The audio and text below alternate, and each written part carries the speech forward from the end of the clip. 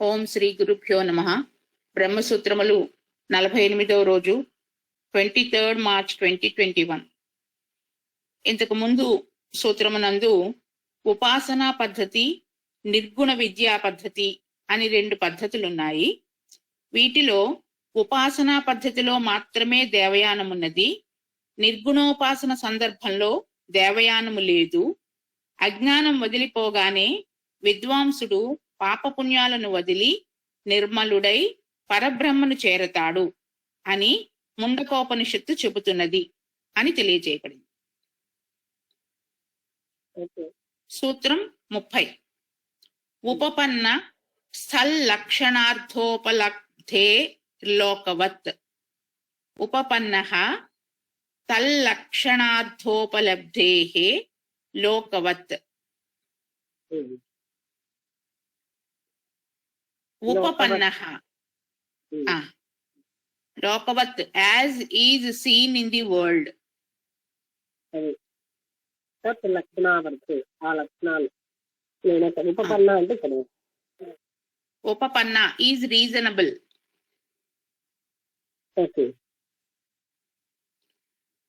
లక్షణార్థోపలబ్ధేః అంటే for the characteristics which render such journey possible or seen. అది అంటే ఇంతకు ముందు ఇది మరొకసారి ఒక సూత్రం చెప్పి దాన్ని కన్ఫర్మేషన్ ఇస్తున్నారు కదా, ఇప్పుడు ఏం చెప్తున్నారు? వినిపిస్తున్నారా బాగానే మీకు? వినిపిస్తుంది మేడం. అది చెప్పారు కదా, అంటే వీళ్ళు ఎవరైతే నిర్గుణోపాసన చేస్తారో వాళ్ళకి ఇంకా దేవయాన మార్గం కూడా అక్కర్లేదు, కానీ సగుణోపాసన చేసిన వాళ్ళు దేవయాన మార్గం ద్వారా ధర్మలోకాన్ని పొందుతారు అని. అదే విషయము అంటే మిగతా అన్ని ఉపలబ్ధి అంటే పొందడం. ఎందులోంచి ఉపపన్న తర్వాత లక్షణార్థోపలబ్ధేః, అది సత్ లక్షణా ఉపపద్ధి అంటే ఉపలబ్ధ అంటే పొందడం. ఆ లక్షణాలన్నీ కూడా మనకు అదే తెలియజేస్తున్నాయి. ఏమని? నిర్గుణోపాసన చేసిన వాళ్ళు డైరెక్ట్ గా పరబ్రహ్మతత్వంలో కలిసిపోతారని, సగుణోపాసన చేసిన వాళ్ళు ఈ మార్గం దేవయాన మార్గంలో బ్రహ్మలోకాన్ని చేరుతారు.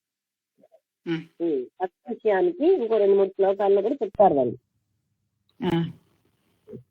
సగుణోపాసకుడికి సగుణ బ్రహ్మ ప్రాప్తి, నిర్గుణ బ్రహ్మోపాసకునికి నిర్గుణ బ్రహ్మ ప్రాప్తి. ఏదైనా ఊరికి పోవాలంటే ఏదో ఒక మార్గం కావాలి. అలాగే సగుణ బ్రహ్మను పొందడానికి దేవయానం అవసరం. ఈ మార్గం ద్వారా వెళ్లిన వారికి ఉత్తమ లోకాలు ప్రాప్తిస్తాయి, సకల భోగాలు దక్కుతాయి. నిర్గుణోపాసకుడు నిర్గుణ స్వరూపం పొందడానికి మార్గం అంటూ ఏది అవసరం లేదు. కాబట్టి నిర్గుణోపాసకునికి ఏ మార్గము అవసరం లేదు. నిర్గుణ విద్యలో దేవయాన ప్రసక్తే లేదు అంటూ 17వ అధికరణ పూర్తి చేశాడు రత్నాకరుడు.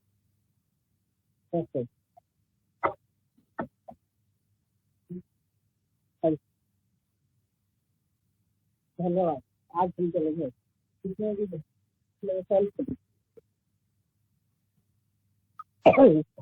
అంటే సగుణోపాసకుడికి ఎవరైనా కూడా అదే స్థితికి వెళ్తారు.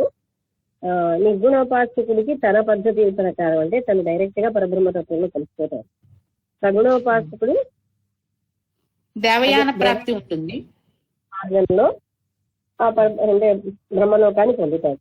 ఇలాగ ఎక్కడైనా మనకు ఇస్తుంది ఏంటంటే నిర్గుణోపాసన చాలా గొప్పది అనేసి. అంటే సగుణోపాసకుడికి కూడా మళ్ళీ ఆ పరబ్రహ్మతత్వాన్ని అందులో చూడగలిగినప్పుడే ఆయనకి ఫలితం ఉంటుంది, లేకపోతే ఉండదు. 18 అనియమాధికరణము. గురువు గారు, సగుణోపాసనలో దేవయానము తప్ప నిర్గుణోపాసనలో దీని ప్రసక్తి లేదు అన్నారు. కానీ సగుణోపాసనలో కూడా కొన్ని చోట్ల చెప్పబడ్డది, మరికొన్ని చోట్ల చెప్పబడలేదు. ఉదాహరణకు పంచాగ్ని విద్య, ఉపకోసల విద్యలలో దేవయానం చెప్పబడ్డది. మధు విద్య, శాండిల్య విద్య, వైశ్వానర విద్యలలో ఇది చెప్పబడలేదు. మరి ఈ విద్యలయందు కూడా దేవయానం అన్వయించవచ్చునా అన్నాడు కృష్ణ శర్మ. ఏ విద్యల్లో చెప్పబడలేదు? వైశ్వానర విద్య, మధు విద్య, శాండిల్య విద్య. ఈ రెండింటిలో చెప్పబడలేదా దేవయానం కోసం? అయితే ఇది కూడా సగుణోపాసన కదా, అందులో ఎందుకని దేవయానం చెప్పబడలేదు అని ప్రశ్న. మధు విద్య, శాండిల్య విద్యలో.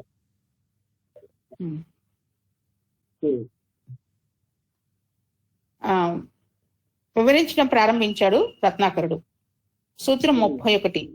అనియమః సర్వాసామవిరోధః శబ్దానుమానాభ్యాం.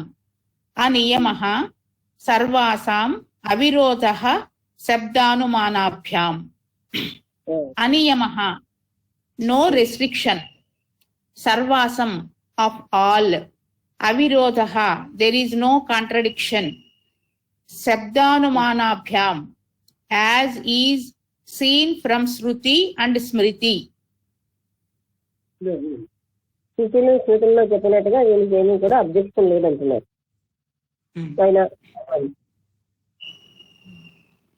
సగుణోపాసనలన్నింటిలోనూ దేవయానాన్ని చెప్పటంలో తప్పులేదు. ఛాందోగ్యంలో ఈ విధంగా పంచాగ్ని విద్యను తెలుసుకున్న వారు శ్రద్ధ, తపస్సు మొదలైన ధర్మాలతో ఉపాసన చేసిన వారు అర్చరాది మార్గాన్ని పొందుతారు. అంటే నిర్గుణ బ్రహ్మోపాసన చేసిన వారు అర్చినాది మార్గాల ద్వారా బ్రహ్మలోకం చేరతారు. ఛాందోగ్యోపనిషత్తులో ఇలా చెప్పబడింది. నిర్గుణ బ్రహ్మ ఉపాసన చేస్తే అర్చిరాది మార్గం ద్వారా బ్రహ్మలోకం చేరతారని. ఉపాసనాపరుల కోసం దేవయానము, కర్మాధికారులకు పితృయానము చెప్పబడ్డాయి. ఈ రకంగా సగుణోపాసకులందరిదీ దేవయానమే అంటూ 18వ అధికరణ పూర్తి చేశాడు రత్నాకరుడు. సగుణోపాసకులందరూ దేవయానం, కర్మోపాసన, కర్మ ద్వారా ఉపాసన చేసే వాళ్ళు పితృయానం ద్వారా అంటే వాళ్ళు స్వర్గలోకం చేస్తారని ఉంటుంది. ఈ విధంగా అందరూ అంటే ఈ సగుణోపాసకులందరూ కూడా దేవయానం ద్వారానే వెళ్తారని రత్నాకరుడు కన్ఫర్మ్ చేశారు. 19. యావదధికారాధికరణము. యావత్ అధికారాధికరణము. గురువు గారు, జ్ఞాని ఈ దేహాన్ని వదిలిన తరువాత అతడికి ఇంకొక శరీరం ఉంటుందా? ముక్తి అనేది నియమమా, అనివార్యమా, లేక పాక్షికమా? బ్రహ్మవేత్తలు కూడా మళ్లీ జన్మించినట్లుగా పురాణాలలో చెప్పబడ్డది. వేదాచార్యుడైన అపాంతరతముడే మళ్లీ కృష్ణద్వైపాయనుడిగా పుట్టాడు. సనత్కుమారుడే ఈశ్వరాజ్ఞతో కుమారస్వామిగా పుట్టాడు. అంతేకాదు, నారదుడు, వశిష్ఠుడు కూడా మళ్లీ జన్మించారు అని చెప్పబడుతోంది. అంటే ముక్తిని పొందిన వాళ్ళు కూడా మళ్ళీ ఇలాంటి ప్రయాణం చేసిన వాళ్ళకి మళ్ళీ జన్మ ఉంటుందా అన్నది ప్రశ్న. మరొకసారి చదవండి. ఎవరికి ప్రయాణం అంటే ముక్తి పొందిన వాళ్ళకి మళ్ళీ జన్మ ఉంటుందా అంటూ ముక్తి పొందిన వాళ్ళ ఉదాహరణ చెప్తున్నాడు. సనత్ కుమారుడు సుబ్రహ్మణ్య స్వామిగా, అక్కడ సనత్ కుమారుడే ఈశ్వరాజ్ఞతో కుమారస్వామిగా పుట్టాడు. కుమారస్వామి వేదాచారుడైన అశాంతరతముడే మళ్ళీ కృష్ణద్వైపానుడిగా పుట్టాడు. అంటే అక్కడ ఆయన అపాంతరతముడు మేడం. అపాంతరత ఆయన కృష్ణద్వైపానుడు అంటే వ్యాసుడిగా పుట్టాడు. ఇక్కడ ఏం చెప్తున్నారంటే ఎంతో ముక్తి పొందిన వాళ్ళకి తిరిగి ఈశ్వరాజ్ఞతో జన్మలు లభిస్తున్నాయి. వీళ్ళు మళ్ళీ తిరిగి పుడతారా? అలా కొంతమంది పుట్టినవి ఉన్నాయి కదా. కాబట్టి ఈ దేహం విడిచిన తరువాత జ్ఞానికి ముక్తి లభిస్తుందనే నియమం ఏదీ లేదనిపిస్తోంది కదా అన్నాడు నారాయణ భట్టు. అంటే ముక్తి లభిస్తోందనేది లేదు, దేహం విడిచిన తర్వాత జ్ఞానికి ముక్తి లభిస్తోందని లేదు అంటున్నారు. ముక్తి లభించినా తిరిగి ఈశ్వరాజ్ఞతో జన్మిస్తున్నారు కదా. సమాధానం చెప్తున్నాడు రత్నాకరుడు. సూత్రం 32. యావదధికార మవస్థితి రాధికారికాణం. యావదధికారం అవస్థితి అధికారికాణం. యావదధికారం so long as the mission is not fulfilled. Avastitihi existence. Adhikarikanam of those who have a mission in life to fulfill. అది అంటే ఎవరికైతే వాళ్ళ జన్మలో వాళ్ళు సాధించవలసిన మిషన్ లేదో, అంటే మిషన్ అంటే సాధించవలసినటువంటి కార్యం నెరవేరలేదో వాళ్ళు తిరిగి జన్మనెత్తుతున్నారు. అంటే జ్ఞానులైనా వాళ్ళు చేయవలసిన కార్యం ఇంకా సంపూర్ణంగా జరగకపోతే ముక్తి చెందిన వాళ్ళు కూడా తిరిగి జన్మెత్తుతున్నారు అని గురువు చెప్పాడు. అపాంతరతముడు మొదలైన వారు లోకం కోసం ఈశ్వరునిచే అధికారంలో నియమించబడ్డారు. వీరు ఆ అధికార సంపాదకమైన కర్మక్షయం అయ్యేదాకా అలానే ఉంటారు. ఈ మహానుభావులు మళ్లీ శరీరాలు ధరించటానికి ఏ కర్మలు చేశారో అవి క్షయం అయ్యే వరకు ఆ అధికారంలోనే ఉంటారు, శరీరధారణ చేస్తారు. వీరికి దేహ సంబంధమైన లింగ శరీరం నుండి విముక్తి కలగడమే తడవుగా మోక్షం లభిస్తుంది అంటూ 19వ అధికరణ పూర్తి చేశాడు రత్నాకరు. అంటే లోక కళ్యాణార్థం లోక క్షేమం కోసం అపాంతరముని అని అతను వ్యాసుడిగా మళ్ళీ జన్మించాడు, కృష్ణ ద్వైపాయుడుగా. ఎందుకంటే వాళ్ళు చెయ్యవలసిన కార్యం, వాళ్ళ ద్వారా చేయించాల్సిన కార్యం ఉంది కనుక ఈశ్వరాజ్ఞతో తిరిగి జన్మించారు. ఆ కార్యం అయితే మళ్ళీ ముక్తి పొందుతారు.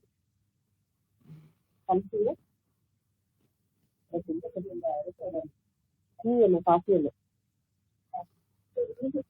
అలాగే అలాగే. ఎవరు లేరు. Good morning. 2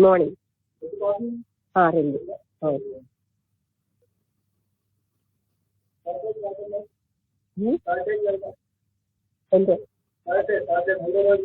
ఓహో, 3rd డే. Thank you.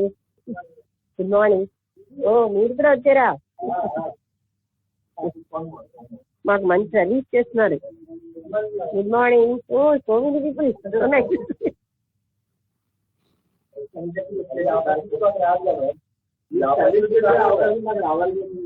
అమ్మా, అది చాలా గ్రేట్. మీ గుడ్ మార్నింగ్ అని మా క్లాస్ లో వాళ్ళందరూ వింటున్నారు. ఇది కొంచెం నిండా ఇచ్చేస్తే ఆవిడ కూడా తాగుతారు కదా. Drink 1 more. సిస్టర్ వచ్చారు, రామచంద్రరావు గారి సిస్టర్ వచ్చారు. కాఫీ మీకు తాగొచ్చు,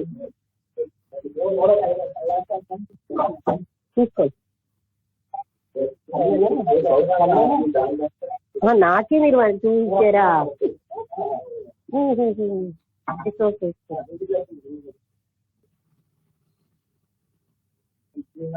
సో నువ్వు కూడా సర్వీస్ బాగా చేస్తున్నావు. సో ఇప్పుడు సర్వీస్ చేసే వాళ్ళకి మంచి గతి. నేను ఇక్కడ పెట్టేనా లేదా? అది ముట్టుకోవడానికే కష్టంగా ఉందా? Okay, thank you.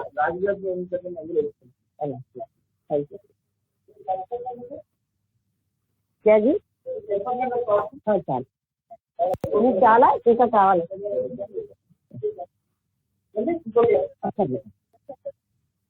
ఓకే, ధన్యవాదాలు. నా కాఫీ ప్రొఫెషనల్.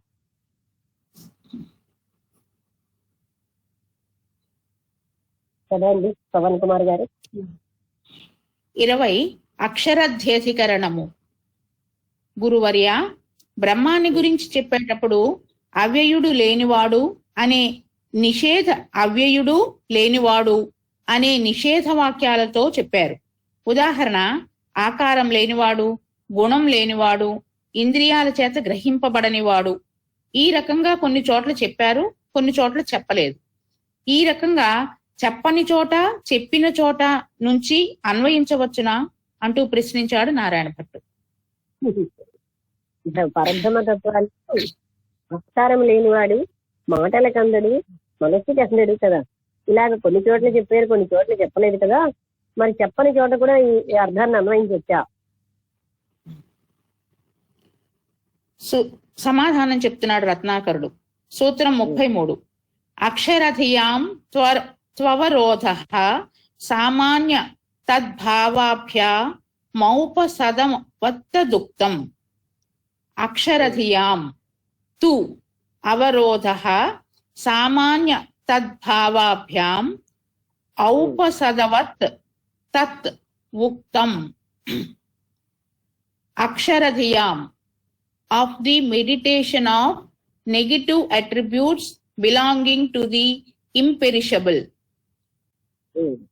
ఇంపెరిషబుల్ అంటే నాశనము లేనటువంటి దానికి నెగిటివ్ యాట్రిబ్యూట్ అంటే కనుక్కోలేము, కళ్ళతో కనబడదు, ఇంద్రియాలతో పట్టుకోలేము, మనసుతో పట్టుకోలేము అని నెగిటివ్ యాట్రిబ్యూట్. తు బట్ అవిరోధ కాంబినేషన్ సామాన్య తద్భావాభ్యాం because of the similarity and the object being the same. అంటే ఒకటే కదా చదవండి. ఔపసదవత్ as in the case of the upasad, that is offering like the hymn or the mantra in connection with the upasada rite. Okay. Tat, that, uktam has been explained.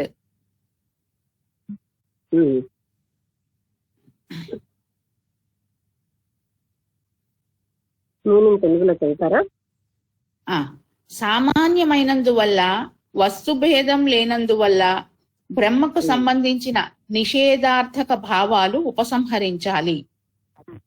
ఈ నిషేధ వాక్యాల ద్వారా చెప్పదలిచినది ఒక్కటే, అది బ్రహ్మం అనేది ఒక్కటే.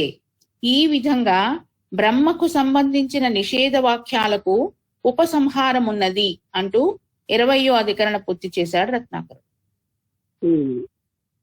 అంటే నిషేధ వాక్యాలు ఇప్పుడు బ్రహ్మ పరబ్రహ్మతత్వం ఎప్పుడు అనంతము, శాశ్వతమైనది, శక్తి స్వరూపం.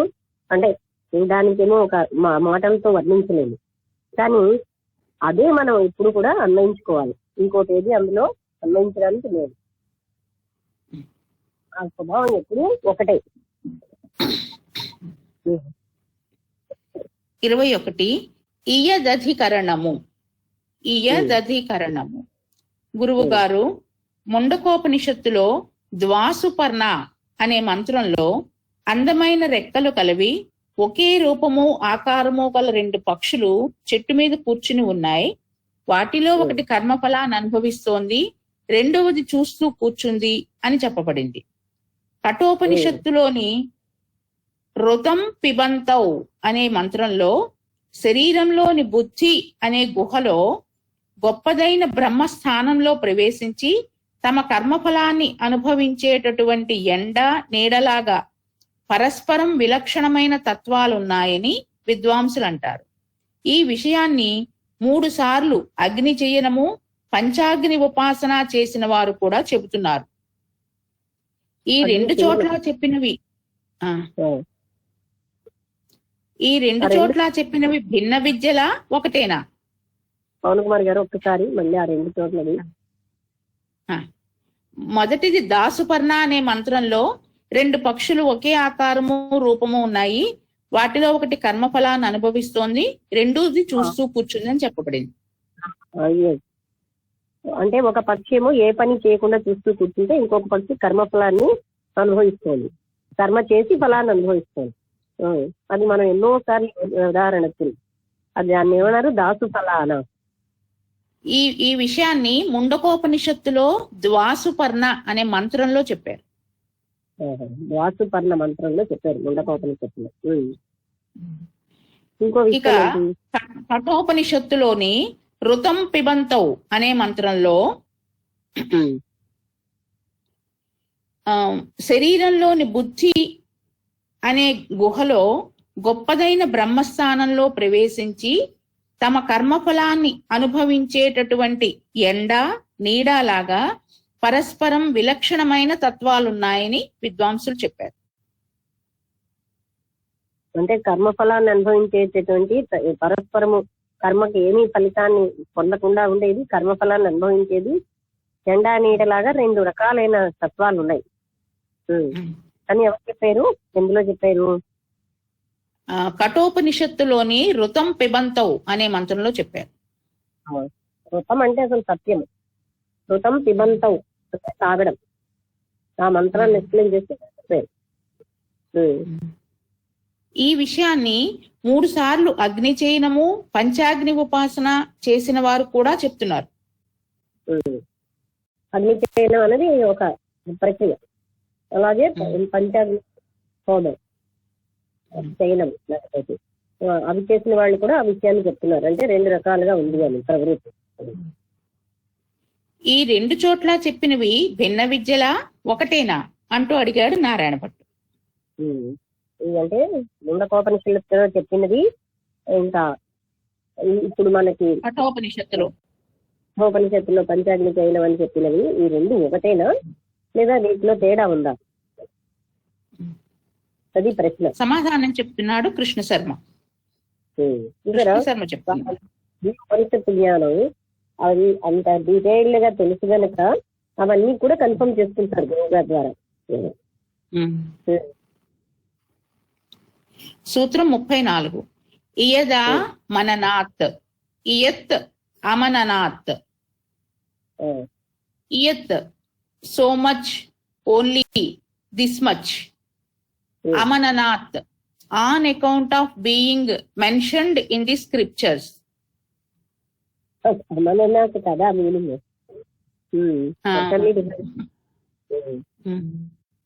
ఈ రెండింటి అంటే అందులో జ్ఞాపకం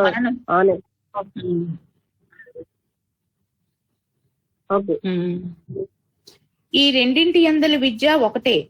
తెలుసుకోవలసిన రూపాన్ని 2 చోట్ల ఒకటిగానే చెప్పారు.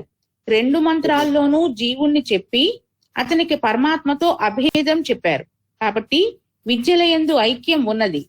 తెలుసుకోదగిన వాటిలో కూడా ఏకత్వం ఉన్నది. కాబట్టి రెండింటిలోనూ చెప్పదలసిన విద్య ఒకటే అంటూ 21వ అధ్యాయం పూర్తి చేశాడు రత్నాకర్.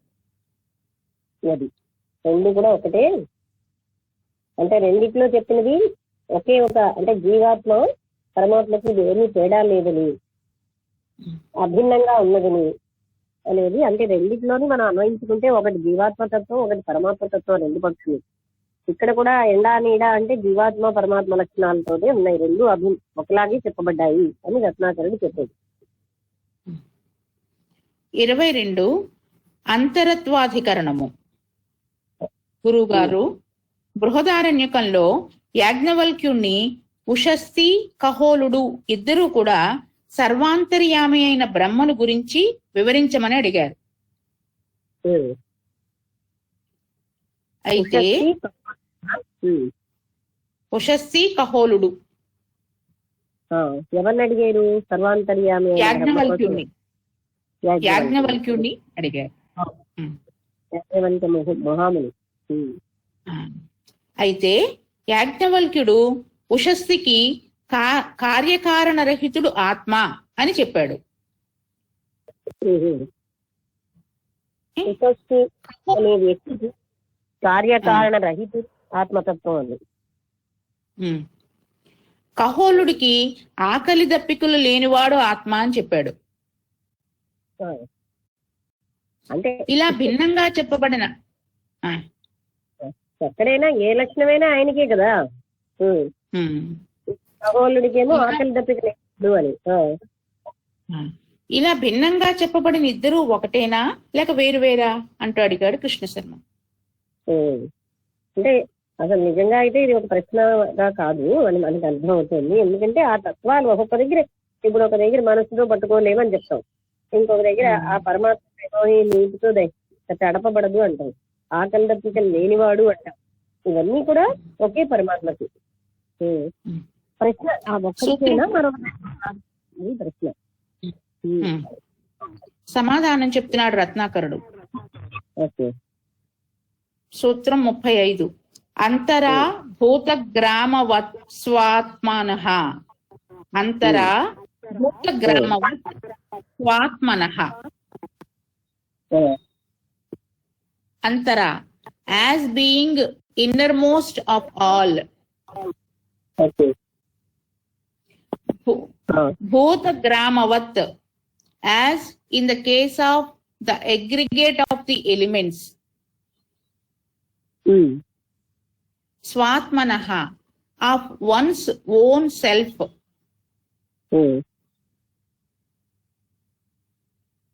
రెండు చోట్ల సర్వాంతరత్వాన్ని చెప్పారు కాబట్టి రెండు ఒకటే విద్య. శ్వేతాశ్వరోపనిషత్తులో చెప్పినట్లుగా సమస్త భూతములందు సర్వాంతరుడైన ఆత్మ ఒక్కడే. అన్ని రెండు చోట్ల ఒకే రిఫరెన్స్ ఆత్మతత్వానికి, ఆత్మ కోసమే చెప్పబడేది. రెండు ఒక్కటే మీనింగ్. అదే మనం ముందు అనుకున్నాం కదా, ఏ రకంగా వర్ణించినా ఆత్మ ఒక్కటే. ఆత్మకి కర్తృత్వం లేదు, భోక్తృత్వం లేదని ఒక దగ్గర వర్ణిస్తే ఆత్మకి ఏమీ అంటావు, ఆత్మని మనస్సుతో బుద్ధితో తెలుసుకోలేము. ఇలా ఎన్ని రకాలుగా వర్ణించినా ఉన్నది ఒక ఆత్మతత్వానికి. సూత్రం 36. అన్యథా భేదానుపపత్తి రీతి చేన్నోపదేశాంతరవత్. అన్యథా భేదానుపపత్తి ఇతి చేత్ న ఉపదేశాంతరవత్. అన్యథా otherwise, భేదానుపపత్తి the repetition cannot be accounted for. Iti, so chet, if upadesantarat, as will be seen from other teachings. అంటే మళ్ళీ అదే సూత్రం కోసం చెప్తున్నారు. ఎలాగ మనకి ఉన్నా సరే సేమ్ థింగ్ ఒకటే, అంటే పరబ్రహ్మతత్వం కోసం ఒకే విధంగా చెప్తున్నారు. విద్యాభేదం అంగీకరించకపోతే శృతి భేదం ఉపపన్నం కాదు అని చెప్పటం సమంజసం కాదు. అంటే అక్కడ ఒకసారి వినండి. విద్యాభేదం అంటే ఎక్స్ప్లెనేషన్ లో ఏదైనా సరే తేడా ఉన్నా సరే వేదాల్లో చెప్పినదే కదా మనకి స్టాండర్డ్. శృతి భేదాన్ని మాత్రం చెప్పడానికి వీల్లేదు. అంటే శృతిని అధిగమించేటువంటి విద్యాభేదాన్ని మనం అంగీకరించాలి. శృతుల్లో చెప్పేదే మనకి ప్రమాణం, వేదాల్లో ఏం చెప్తే అదే ప్రమాణం. ఓకే. ఛాందోగ్యంలో తత్వమసి అన్న దానిని 9 సార్లు చెప్పినప్పటికీ విద్యాభేదం కలగలేదు. అలాగే ఇక్కడ కూడా ఛాందోగ్యంలో తత్వమసి అని ఎన్నిసార్లు చెప్పినా తత్వం అసి, నువ్వు నేను అయ్యున్నా, అది అయ్యున్నావు అనే దాన్ని 9 సార్లు చెప్పినా ఏ రకమైన భేదము కలగలేదు. అంటే అది విద్యాభేదము. అంటే ఎక్స్ప్లెనేషన్ లో తేడాల వల్ల వేదవాక్యాలలోని మాత్రం మనం అధిగమించలేము. అందుకే కదా నేను ఎప్పుడు మీకేం చెప్పినాను, త్రిపుర రహస్యంలో చెప్పిన పరబ్రహ్మతత్వాన్ని మనం స్టాండర్డ్ గా తీసుకుంటే ఈ ఎక్స్ప్లెనేషన్ లో ఏ దోషాలున్నా మనకు అదే మెయిన్ అని అర్థమవుతుంది. అందుకని శృతులే ఇక్కడ ప్రమాణం. శృతులు అంటే వేదాల్లో చెప్పినదే మనకి ప్రమాణం. వేదాల్లో చెప్పిన దానికి భిన్నంగా చెప్పినది ఏది కూడా తీసుకోరు. ఓకే. విద్యలో భేదం లేకపోతే ఒకే మాట లేదా విషయం 2 సార్లు చెప్పబడవు అని వారి వాదన. ఇది సరికాదు. తత్వమసి అనే మాటను 2 సార్లు కాదు 9 సార్లు చెప్పారు. అందువల్ల విద్యలో భేదం రాలేదు, పునరుక్తి దోషము కలగలేదు. కాబట్టి ఉషస్తి కహోళ బ్రాహ్మణాలలో చెప్పిన విద్య ఒకటే అంటూ 22వ అధికరణ పూర్తి చేశాడు రత్నాకరుడు. 9 సార్లు చెప్పిన రిపిటీషన్ అనిపించలేదు, రెండోది భేదం రాలేదు. అందుకని ఉషస్తి కపోల వీటిలో చెప్పినటువంటి విద్య కూడా అదే పరబ్రహ్మతత్వానికి సంబంధించింది. 23 వ్యతిహారాధికరణము. గురువు గారు, దేహేంద్రియాలలో సాక్షిగా ఉన్న పురుషుడే ఆదిత్య మండలంలోని పరమాత్మ. అలాగే ఆదిత్య మండలంలోని పరమాత్మయే మన దేహంలో ఉన్నవాడు అని ఐతరేయోపనిషత్తు చెప్తోంది. జాబాల శృతిలో ఓ దేవత, నీవే నేను, నేనే నీవు అని చెప్పబడింది. ఈ రకంగా జీవుడు ఈశ్వరుడు ఒకరేనా లేక వేరువేరా అని అడిగాడు నారాయణ భట్టు. అది అంటే ఇది మనందరికీ కూడా నువ్వే నేను, నేనే నువ్వు అని అమ్మవారు అయిపోవాలి అని నేను సంధ్య నాతో చెప్తూ నేను ఇంకా నేనే అమ్మవారు అన్న స్థితి నాకు రాలేదండి. అంటే ఏంటి, ఆ దేవతే నేనని. అయితే ఆ జీవుడే తానా అని ఇక్కడ దీనికి ఆన్సర్ ఏంటి, ఆ దేవతల్లో పనిచేసేది పరబ్రహ్మ స్వరూపమే.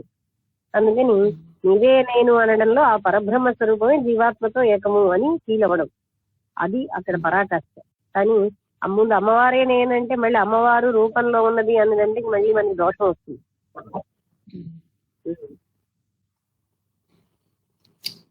సమాధానం చెప్తున్నాడు రత్నాకరుడు.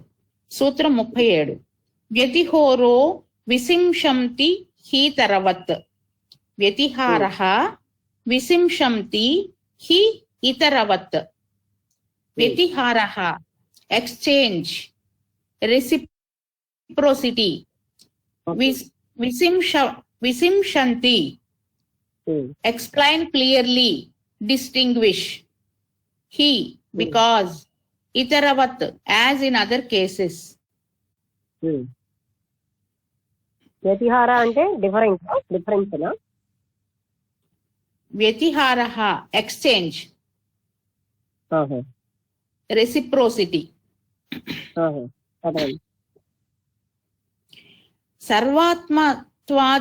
సర్వాత్మత్వాది గుణాలలాగా పరస్పర వినిమయ ఉపాసన కోసం ఉభయరూప చింతనంగా చెప్పబడ్డది. ఇతర విషయాలలాగే పరస్పర వినిమయ ఉపాసన కోసం ఇలా డిఫరెంట్ గా చెప్పబడింది. ఇతర విషయాలలాగే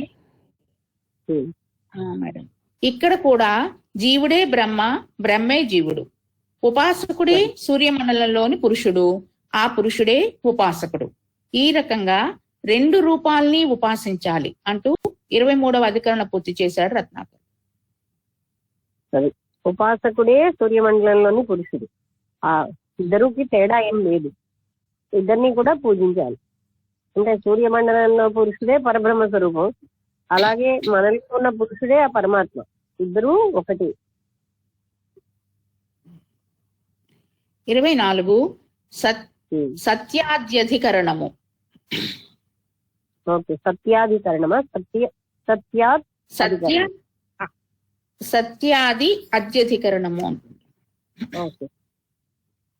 గురువర్య, బృహదారణ్యకంలో అహర్నానవమైన బ్రహ్మాన్ని ఈ విధంగా వ్యాకృతుల రూపంలో తెలుసుకుని ఉపాసన చేసేవాడు పాపాలను వదిలివేస్తాడు. ఆ సత్యమే ఆదిత్యుడు. ఆదిత్య మండలంలోని పురుషుడే దక్షిణ నేత్రంలో ఉన్న పురుషుడు అని చెప్పబడ్డది. మరి ఈ రెండు సత్య విద్యలు ఒకటేనా, వేరువేరా అంటూ అడిగాడు కృష్ణ శర్మ. ఒకటేంటంటే ఆదిత్య మండలంలో పురుషుడు ఆ పరబ్రహ్మమైన ఆత్మతత్వమైనా అని ఒకటి. రెండవది ఆదిత్య మండలంలోని పురుషుడే దక్షిణ నేత్రంలో ఉన్న పురుషుడు. అంతేనా? దీనికి దానికి ఆ పురుషుడు ఈ దక్షిణ నేత్రంలో వేరా అని అడుగుతున్నారు. అంటే ఓసారి ఇది కన్ఫర్మ్ అయిపోయినా మళ్ళీ విడిగా అడుగుతున్నారు. ఇంతకు ముందు చెప్పుకున్నాం కదా ఇద్దరు ఒకటే అని. సమాధానం చెప్తున్నాడు రత్నాకరుడు. సూత్రం 38. సైవ హి సత్యాదయః, సా ఏవ హి సత్యాదయః. సా ఏవ ద సేమ్, హి బికాజ్, సత్యాదయః సత్య ఎట్సెట్రా. అంటే ఇద్దరు ఒకటే అన్నది సత్యం. బృహదారణ్యకంలో చెప్పిన సత్య విద్యలు రెండూ ఒక్కటే. ఈ రెండింటిలోనూ ఉపాస్యుడు హిరణ్య గర్భుడే అంటూ 24వ అధికరణ పూర్తి చేశాడు రత్నాకరుడు. ఉపాస్యుడు హిరణ్య గర్భుడు. హిరణ్య గర్భుడు అంటే మళ్ళీ ఎక్కడి నుంచి వచ్చారనుకోవద్దు. హిరణ్య గర్భుడికి లిమిటెడ్ పవర్స్ ఉంటాయి, పరబ్రహ్మతత్వానికి అనంతమైన శక్తి సామర్థ్యాలు ఉంటాయి. అందుకని ఆ ఉపాస్యుడు ఎవరినైతే ఉపాసన చేస్తున్నామో వాళ్ళని ఉపాస్యుడు అంటారు. ఆయన అక్కడ హిరణ్య గర్భుడి. మళ్ళీ హిరణ్య గర్భుడు అలా మనం తీసుకోవాలి ప్రతిదీ. 25 కామాద్యధికరణము. గురుదేవా, ఈ శరీరాన్నే బ్రహ్మపురం అంటారు. రాజ్యానికి అధికారులు సేవకులు ఉన్నట్లే శరీరానికి ఇంద్రియాలు మనస్సు ఉన్నాయి. హృదయ స్థానంలో ఒక పద్మం ఉన్నది, దాన్నే హృత్పద్మము అంటారు. దాని మధ్య భాగంలో సూక్ష్మమైన ఆకాశం ఉన్నది, అదే దహరాకాశము. అందులో బ్రహ్మ ఉంటాడు.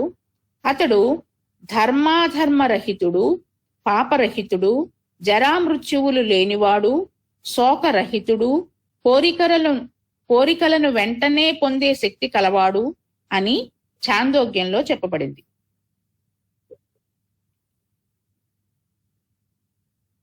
చెప్పండి. ఛాందోగ్యంలో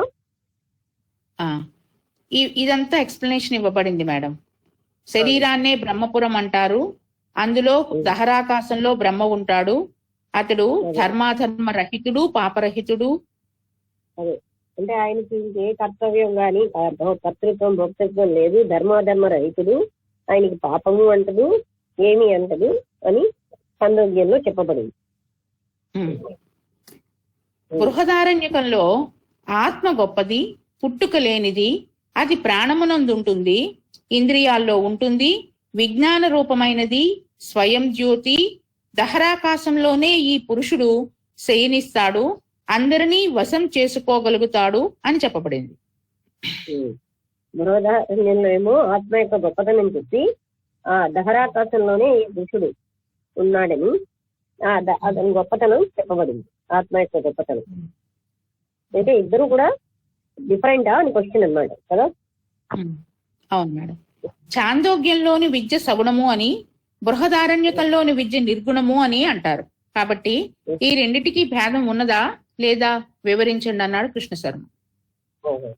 ఛాందోగ్యంలో సగుణోపాసన, బృహదారణ్యంలో నిర్గుణోపాసన. ఈ రెండింటికి అంటే నిజమా కాదా అని అడుగుతున్నారు. సూత్రం 39. కామాదీతరత్ర తత్ర ఛాయతనాదిభ్యః. కామాది ఇతరత్ర తత్ర చ ఆయతనాదిభ్యః. కామాది డిజైర్ ఎట్సెట్రా, ఇతరత్ర ఇన్ ది అదర్ ఎల్స్వేర్, తత్ర దేర్ చ ఆల్సో, ఆయతనాదిభ్యః on account of the abode etcetera.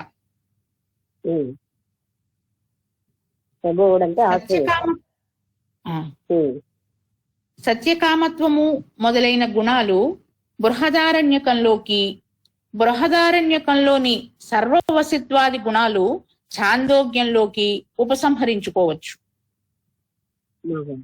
అంటే ఇక్కడ ఉపసంహరించుకోవచ్చు అంటే అప్లై చేసుకోవచ్చు అని. బృహదారణ్యంలో చెప్పిన గుణాలు ఛాందోగ్యంలోని చెప్పిన బృహదారణ్యంలోని ఆ పరమాత్మ తత్వానికి అప్లై చేసుకోవచ్చు. రెండింటి యందు హృదయమే ఆయతనము, బ్రహ్మమే ఉపాస్యము. కాబట్టి ఇక్కడ సగుణ నిర్గుణ భేదం ఉన్నప్పటికీ విద్యాస్తుతి కోసం ఉపసంహారం చెయ్యవచ్చు అంటూ 25వ అధికరణ పూర్తి చేశాడు రత్నాకర్. ఇక్కడ సగుణ భేదం ఉన్నా కూడా విద్యాస్థితి అంటే ఎక్స్ప్లెనేషన్, అంటే అది అక్కడ విద్య అంటే దాన్ని ఎక్స్ప్లెయిన్ చేయడంలో ఉన్న భేదం వల్ల ఆ భేదం చెప్పుకోవచ్చునా. విద్యాస్థితి వల్ల భేదం ఉపసంహారం చేయవచ్చు. అంటే రెండు కూడా పరబ్రహ్మతత్వం అని అప్లై మనకు అందు లోపల కూడా అది పరబ్రహ్మతత్వానికి రెండిట్లో అన్వయించుకోవచ్చు. మేడం 7:12 అయిందండి. కంటిన్యూ చేయనా ఆపనా? ఆపుదాం అయితే. అంటే నెక్స్ట్ అధికరణం మొదలు పెడుతున్నారు. మొదలు పెట్టమంటే మొదలు పెడతాను. అయితే ఇవి ఒకసారి మళ్ళీ చదివినవి ఒక ఎన్ని సూత్రాలు చదివా? 4, 5? మేడం ఏమైందంటే నిన్నటిది ఒక 2 రిపీట్ చేసుకున్నాం మేడం. నాకు మధ్యలో తెలిసింది ఆ విషయం, కంటిన్యూ చేశాను. అంటే పేజీ నాకు ముందరకు వెళ్ళింది, అది చదువుతున్నప్పుడు నాకు గుర్తొచ్చింది. అదే అదే ఉపాసన.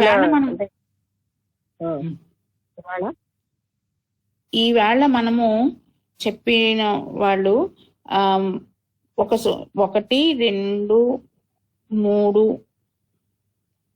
4, 5 సూత్రాలు, 6, 7 సూత్రాలు, 8 సూత్రాలు చదువుకున్నాం మేడం. చాలా బాగా నిర్గుణ ఆ రెండిట్లో కూడా ఉన్నది ఒక్కటే అని మనకు అర్థమైంది.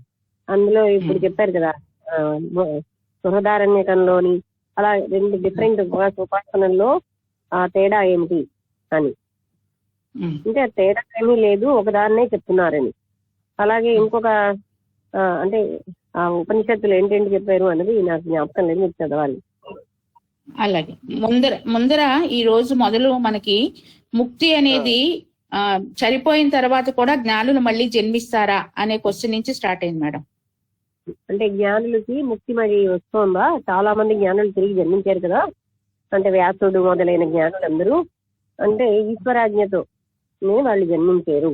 అంటే వాళ్ళకి మళ్ళీ కొంత కార్యం మిగిలిపోతే ఆ కార్యం వాళ్ళ వల్ల జరగవలసినటువంటి పనికి ఆ ఈశ్వరుడేమో మళ్ళీ వాళ్ళని జన్మించేటట్టుగా చేసి ఆ కార్యం పరిపూర్ణం అయిపోయాక వాళ్ళు మళ్ళీ ముక్తిని పొందుతారు అని. అది కేవలంగా వాళ్ళు ముక్తి పొందిన వాళ్లే మళ్ళీ ఈశ్వరాజ్ఞతో జన్మించి ఆ కార్యాలు పూర్తి చేసుకుని ముక్తి పొందుతారు అని మొదటి సంగతి. తర్వాతది అంటే జ్ఞానుల చెప్పండి.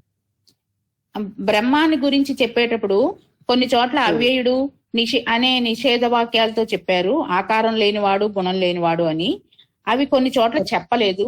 ఈ రకంగా చెప్పిన చోట చెప్పని చోట అన్వయించుకోవచ్చునా?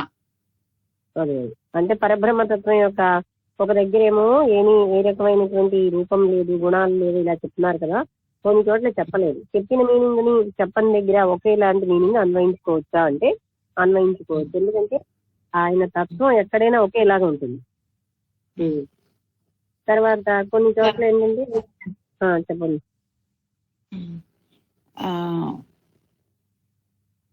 ముండకోపనిషత్తులో 2 పక్షుల గురించి చెప్పారు. కఠోపనిషత్తులో 2 తత్వాలు ఉన్నాయి ఎండా నీడలాగా అని చెప్పారు. ఈ 2 భిన్న విద్యలా ఒకటేనా?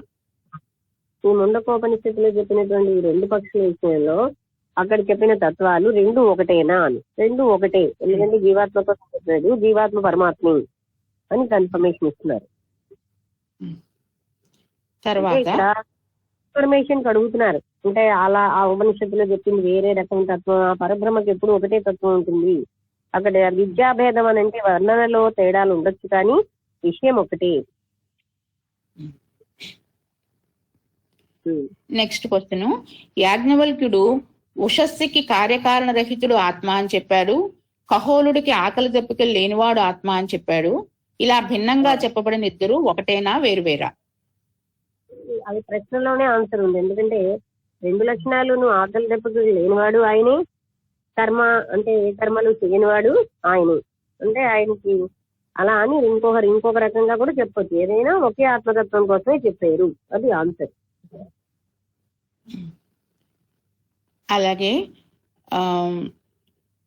దేహేంద్రియాలలో సాక్షిగా ఉన్న పురుషుడు ఆదిత్య మండలంలోని పరమాత్మ, అలాగే ఆదిత్య మండలంలోని పరమాత్మే దేహంలో ఉన్నాడని చెప్పారు. జాబాల శృతి నీవే నేను నేనే నీవని చెప్పారు. ఈ రకంగా జీవుడు ఈశ్వరుడు ఒకడైనా వేరువేరా?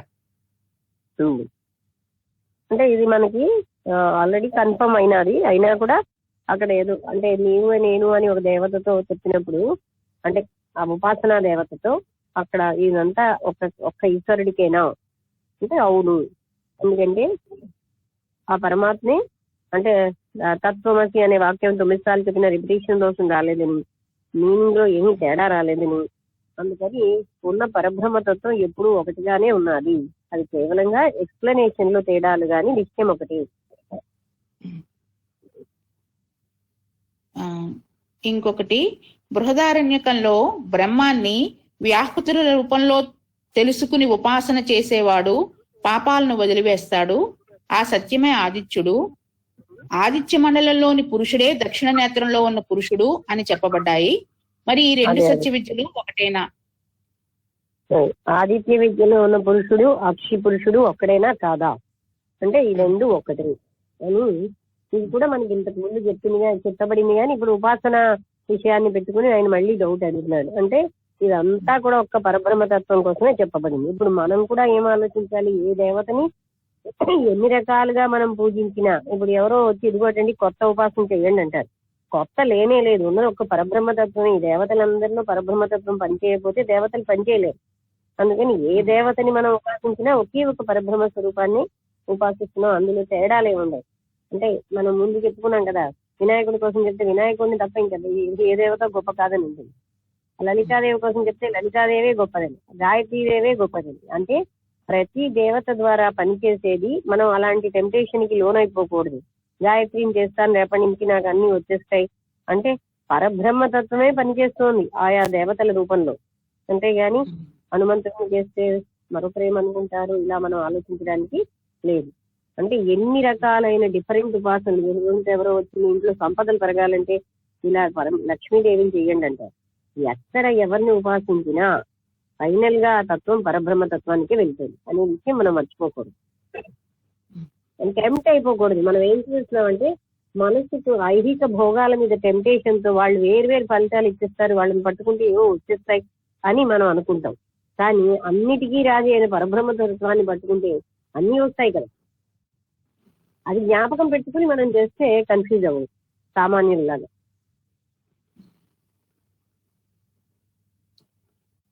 ఓకే, ఎంత అయింది? 7:99 మేడం. ఓకే, ఎవరైనా మాట్లాడతారా? అవును, ఒక 5 minutes. నారాయణ గారు కానీ ఎవరైనా మాట్లాడతారా? జస్ట్ ఒకసారి. నమస్తే మేడం గారు. నమస్తే.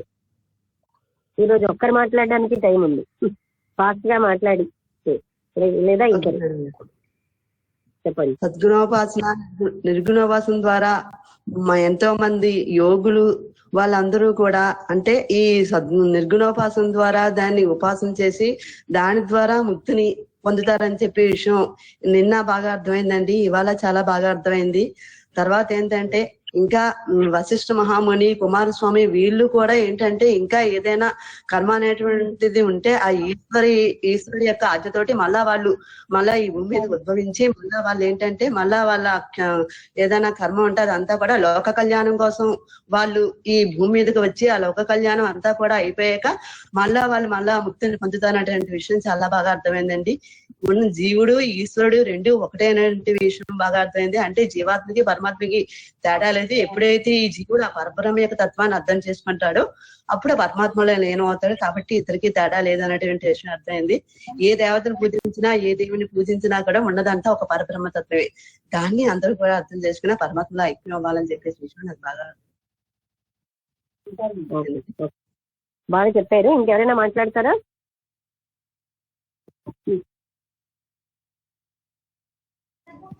నమస్తే మేడం గారు. హలో, చెప్పండి నారాయణ గారు.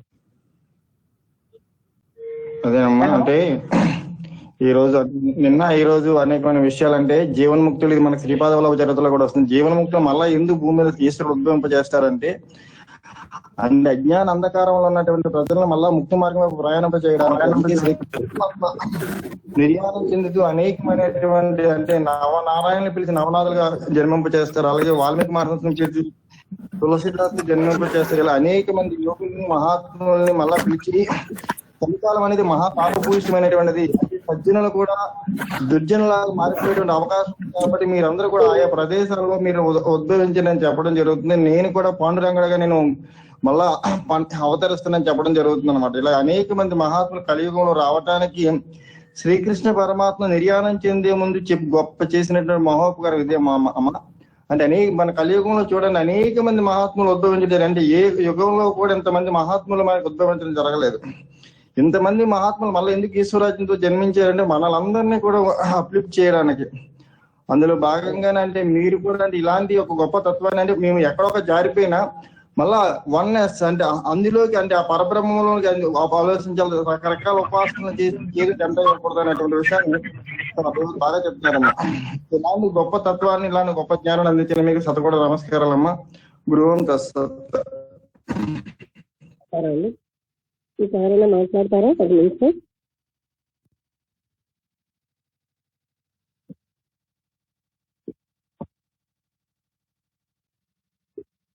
నమస్తే మేడం. నమస్తే. బాగుందమ్మా, ఈరోజు చాలా బాగా అర్థమైంది.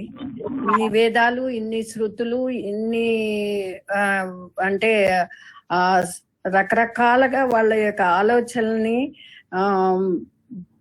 డిఫరెంట్ గా చెప్తున్నా కూడా సారమంతా ఒక్కటే అని, అన్ని శృతులు వేదాలు చెప్పబడింది అంతా కూడా ఒక్కటే అని చెప్పేసి ఆ చివరికి ఆ పరమాతత్వము ఒకటి సత్యము అని మాత్రమే అర్థమైందమ్మా. చాలా బాగుంది, ఈరోజు క్లియర్ గా ఉందమ్మా, సంతోషం. ఓకే, అయితే వాళ్ళకి ముగించేద్దాం. అందరికీ నమస్కారం, టైం అయింది. ఓకే, నమస్కారం అమ్మా. This conference is no longer being recorded. Madam చెప్పండి. అది క్వశ్చన్ అండ్ ఆన్సర్స్ సెషన్ లో ఉందా అని తెలిసిందా మేడం ఏమన్నా? అప్పటికప్పుడు తెలుస్తుంది, చెప్పలేదు. అయితే 12:30కి రమ్మంటారా?